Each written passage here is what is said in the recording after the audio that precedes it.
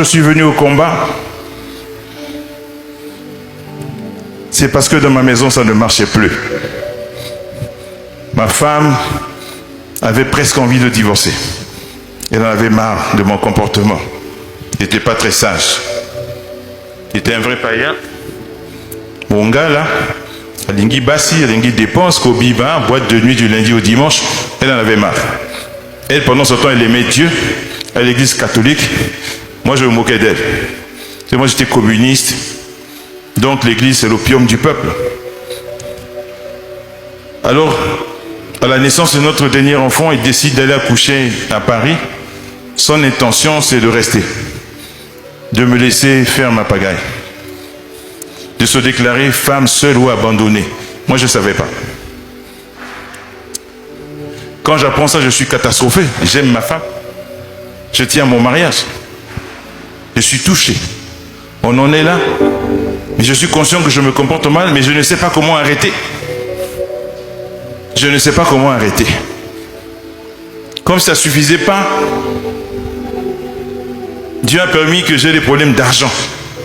Graves. Et je n'avais pas l'habitude d'avoir des problèmes d'argent. Je ne comprenais pas ce qui m'arrivait. Ça ne suffit pas. Dieu a permis que j'ai des problèmes avec mes amis. J'avais une bande d'amis. Tous les jours, c'était maintenant des problèmes. Je sentais l'animosité. Mais qu'est-ce qui se passe? Ça ne suffit pas. Dieu a permis que j'ai des problèmes au travail.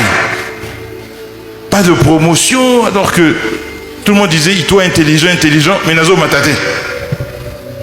Je voulais aller en France en expatriation comme tous ceux qui étaient considérés comme compétents. Je n'allais pas.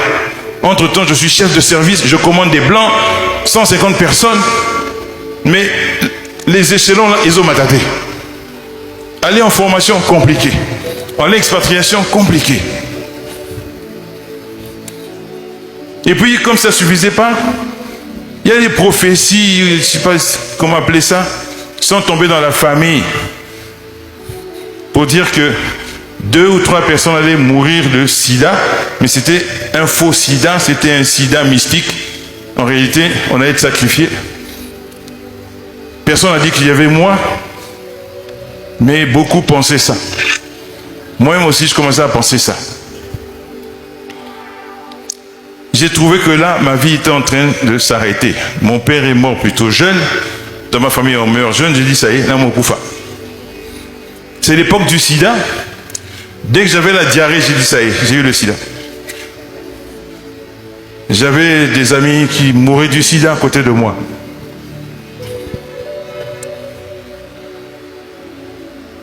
Je ne comprenais pas ce qui m'arrivait. C'était la première fois que j'avais des problèmes aussi importants. Ma vie a toujours été plutôt, comment dire ça, plutôt bonne. J'ai fait de bonnes études, j'ai eu du travail sans problème, j'ai cadre chez Elf, j'habitais en ville, donc ça allait la vie. J'étais marié, j'avais des enfants, je faisais ma fête, j'ai joué le beau gosse, toujours bien habillé, sapé, voiture climatisée, à écouter le zouk très fort. Ma vie était bien.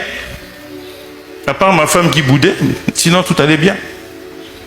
Je ne comprenais même pas pourquoi elle boudait. Parce que je trouvais qu'elle était une femme vraiment privilégiée, avec un mari beau, jeune, cadre, néné, toujours sapé, bien, toujours parfumé. Mais de quoi elle se plaint celle-là? Passer des vacances en France chaque année, parce que ma femme est commerçante, une femme d'affaires, donc elle avait de quoi faire. Moi j'ajoutais un peu, j'ai dit, mais de quoi elle se plaint? Je ne comprenais pas. La boîte de nuit, mais je reviens, il n'y a pas de problème. Je n'ai pas d'enfant dehors, je n'ai pas de femme, deuxième bureau dehors. Bon, je fais ma petite pagaille, mais pour moi la vie était bien. Mais là, pour la première fois, un faisceau de problèmes. Mais qu'est-ce qui m'arrive?